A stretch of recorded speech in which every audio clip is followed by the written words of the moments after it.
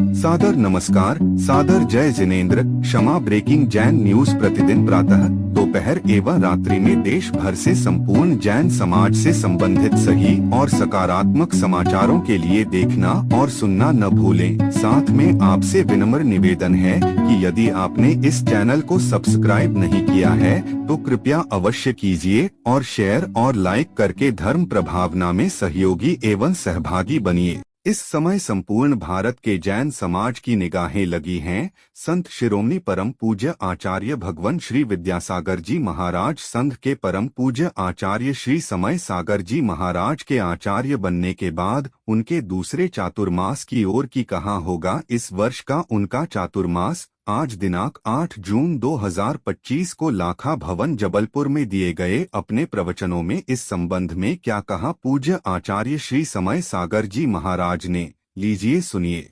गुप्ती है, समिति है, धर्म है, अनुप्रेक्षा है, परिचय विजय है, चारित्र है, ये सारे सारे कर्म को रोकने के लिए साधन हैं। इन साधनों को अपनाने का पुरुषार्थ हमें करना है। इसके बिना आप जो चाहो वो नहीं मिलने वाला, पक्की बात। हाँ, चाहने से यदि मिल जाए तो आप हम ये कहना चाहते हैं, यदि चाहने से मिल जाए दुकान बंद कर दो, क्योंकि चाहने से मिल जाएगा ना। इच्छा करने से भूख मिटेगी, तो भोग भूमि है क्या ये? क्या कर्म भूमि है? क्या है ये कर्म भूमि है। आपको कर्म करना पड़ेगा, आपको चेष्टाएं करनी पड़ेगी, आपको पुरुषार्थ करना पड़ेगा। कल्पवृक्ष नहीं है यहाँ पर, पुरुषार्थ करिए। हमें भी पुरुषार्थ करना पड़ेगा, उसके बिना गोटे काम थोड़ी आने वाला है।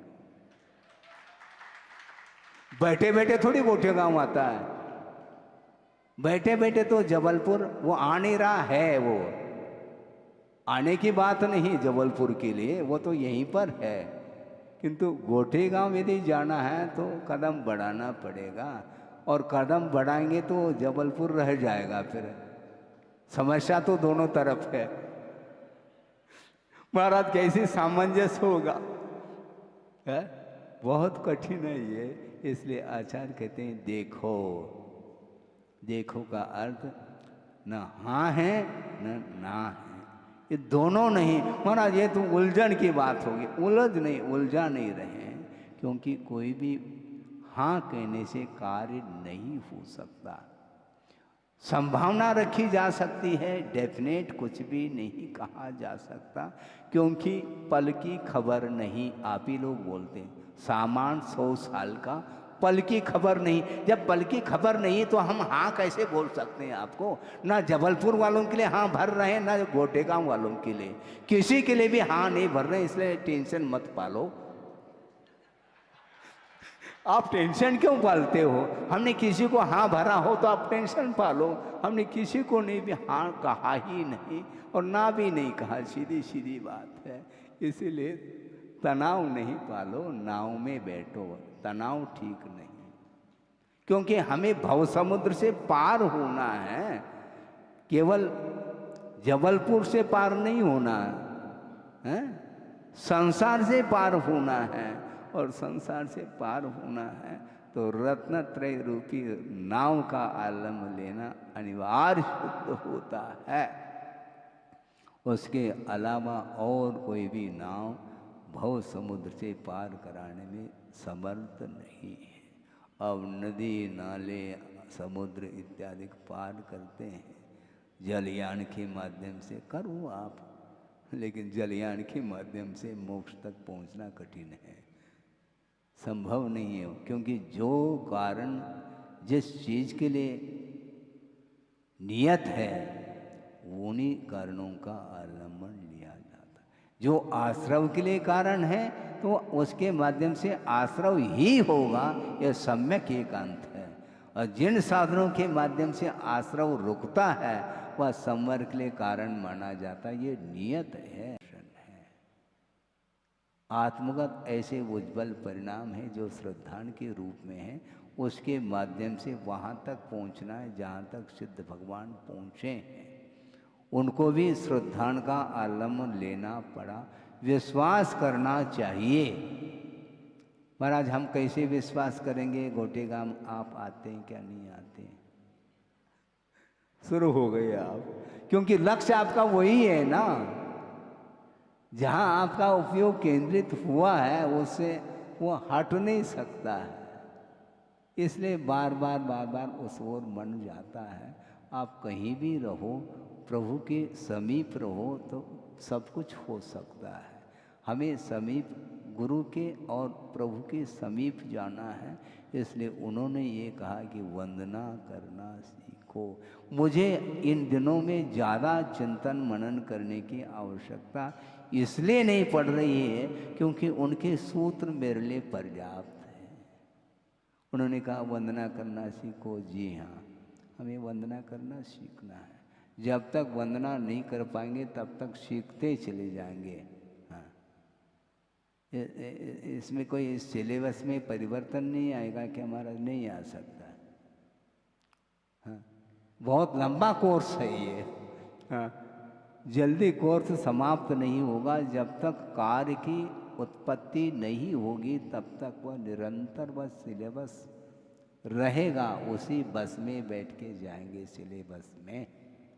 अब अपने अपने वाहन में बैठ कर के चले जाओ और हम अपने सिलेबस को साइड में नहीं रख सकते, उसी में हमेशा रत रहेंगे। तो इस प्रकार अपने परिणाम को सुधारने के लिए बार बार गुरुदेव प्रयत्न कर रहे हैं। वो कितना उन्होंने पुरुषार्थ दूसरों के लिए किया है, स्वयं के लिए भी उन्होंने किया, बल्कि स्वयं के लिए जो पुरुषार्थ किया उससे भी कई गुना पुरुषार्थ उन्होंने विश्व के लिए किया है। इसको बोलते हैं करुणा दृष्टि, दया दृष्टि, अनुकंपा। हम दूसरे के ऊपर अनुकंपा नहीं कर रहे हैं, किंतु हमारे ऊपर कोई अनुकंपा कर ले इस प्रकार हम भाव रख रहे हैं, ऐसा नहीं। जो व्यक्ति दूसरे के हित के लिए वह निरंतर चिंतन करता है तो दूसरे के हित में उसका स्वयं का हित निहित है, ऐसा गुरुदेव का कहना है। हमारा हित कैसा हो, हमारा हित कैसा हो, श्रद्धान रखो, दूसरे का हित करने के लिए कटिबद्ध हो जाओ। तुम्हारा हित तो नेट है, हरा नेट नहीं जो लगाते हैं।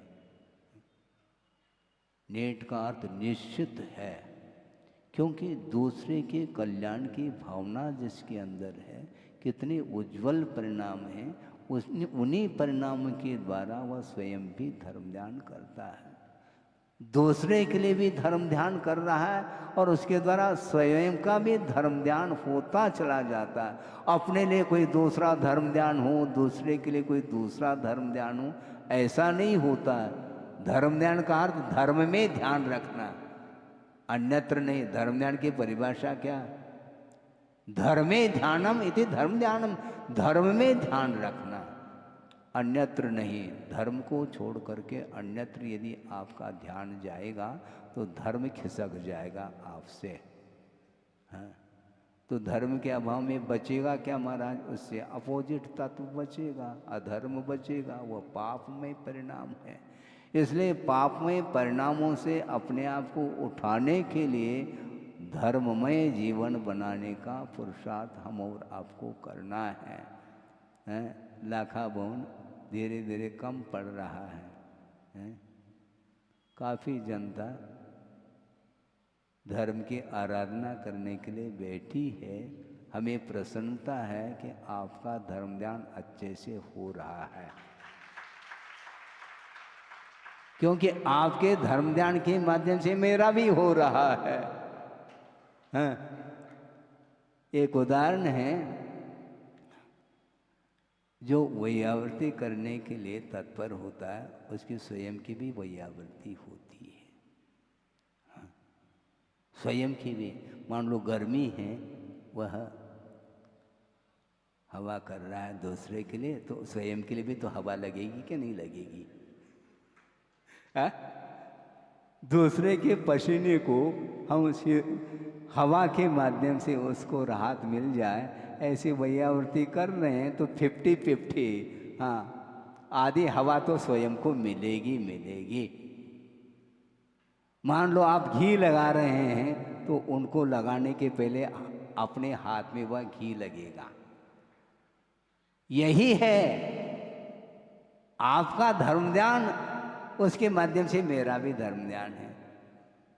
क्योंकि हाथ में घी ले लिया आपको लगाने के लिए, उसके पहले अपने हाथ से अपने हाथ की वैयावृत्ति हो रही है, तत्काल फल मिलता है वैयावृत्ति का। हाँ, वस्तुतः देखा जाए 2-5 मिनट और लेता हूँ, क्योंकि धर्म ध्यान थोड़ा ओवर हो जाए तो कोई हानि नहीं है, कोई साइड इफेक्ट थोड़ी होंगे। घड़ी लगा करके हम धर्म ध्यान करें, घड़ी लगा करके ध्यान नहीं करता कोई, वो अनंत काल से करता है, या उसमें कोई घड़ी बंद है और धर्म ध्यान करने के लिए चाबी भरता है वो, समय पर धर्म ध्यान हमें समाप्त। ऐसा नहीं। मैं क्या कह रहा था,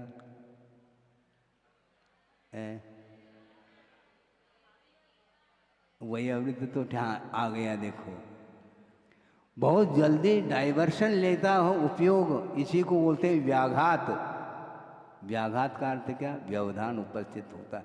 उपयोग अन्यत्र गया तो जो वर्तमान में विषय था वह गायब हो जाता है। तो मैं ये कह रहा था कि वैयावृत्ति के पात्र कितने होते हैं?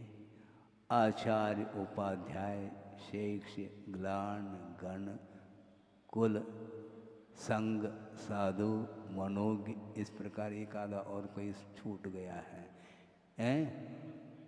हाँ, तपस्वी, बहुत अच्छा है। हाँ, धन्यवाद देना पड़ेगा क्योंकि आपने याद दिलाया है। हाँ, हम भी वही चाहते हैं कि प्रत्येक व्यक्ति को तप ध्यान में रहे, तो हमें तप करो ऐसा कहने की आवश्यकता नहीं पड़ेगी। अब सोचो 10 प्रकार के पात्र हैं, उसमें एक मनोज्ञ का नंबर आता है। मनोज्ञ के 2 अर्थ दिए हैं आगमकारों ने, कि एक तो लोक सम्मतः मनोज्ञ, ऐसा कहा। जो लोक सम्मत है, अल्प समय में दीक्षित होने के उपरांत अल्प समय में ही वह लोकप्रिय बन जाता है, प्रभाव पड़ जाता है। लगभग समझ लो कि गुरु के समान प्रभाव उसका पड़ने लग जाता है। ये मनोज्ञ की एक परिभाषा। और दूसरा एक अर्थ बहुत अच्छा अर्थ दिया कि दीक्षा अभिमुखा मनोज्ञ है। जो दीक्षा का अभिमुख है उसको मनोज्ञ की संज्ञा है, और उसकी वैयावृत्ति गुरुदेव ने किया है। दीक्षा लेना चाहता है, उसमें कोई भी व्यवधान उपस्थित होता है तो उसको दूर करना भी वैयावृत्ति है।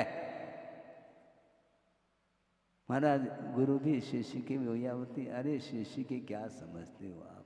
गुरु ये विकल्प छोड़ दो, क्योंकि धर्म श्रवण कराना है। किसको धर्म श्रवण कराएंगे? जो दीक्षित हो चुका है उसके लिए आवश्यकता ही नहीं। किसके लिए आवश्यकता है धर्म श्रवण कराने की?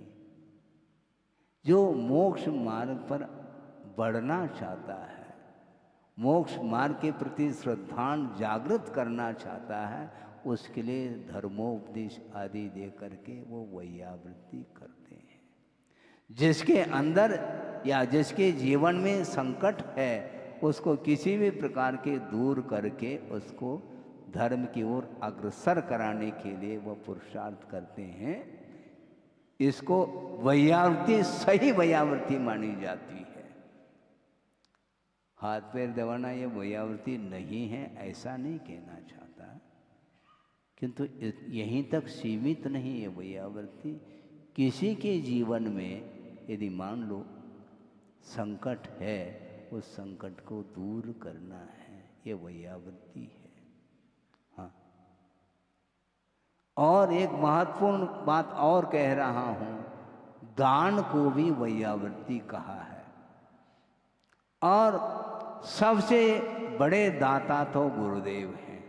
उन्होंने जो दान दिया है, ज्ञान दान, रत्नत्रय दान, उस प्रकार का कौन दान देने वाला मुझे बताओ है? सबसे बड़े पुण्यार्जक तो वो हैं?